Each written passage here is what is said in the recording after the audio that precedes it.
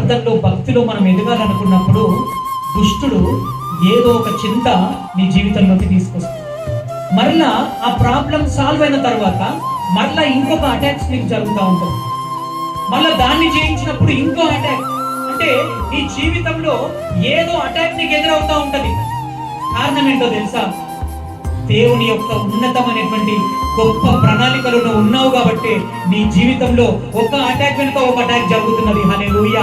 అయితే ఆ అటాక్స్ ఏం చేస్తాయంటే, ఆ అటాక్స్ దుష్టుని యొక్క బాణములు ఎప్పుడు కూడా నిన్ను నాశనం చేయలేవు. ప్రియ దేవుని బిడ్డలారా, దేవుని యొక్క ప్రేమ నుండి ఏది కూడా నిన్ను ఎడబాపలేదు.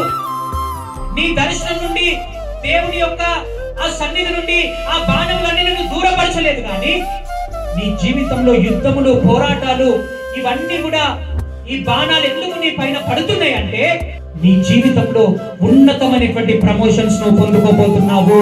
దేవుడు నిన్ను పైకి లేవనెత్తడానికే నీ జీవితంలో అపవాది గాని బాణములు నీకు ఎదురవుతున్నాయి. నువ్వు వాటిని ఎదుర్కొని సమర్థంగా నువ్వు జీవించి నువ్వు విశ్వాసంలో ఎదగాలంటే, విశ్వాసం అనే ఆ డాలు నువ్వు చేత పట్టుకొని, నా సమస్య కంటే నా దేవుడు గొప్పవాడు, నా అనారోగ్యం కంటే నా దేవుడు గొప్పవాడు, నా చింత కంటే నా దేవుడు గొప్పవాడు.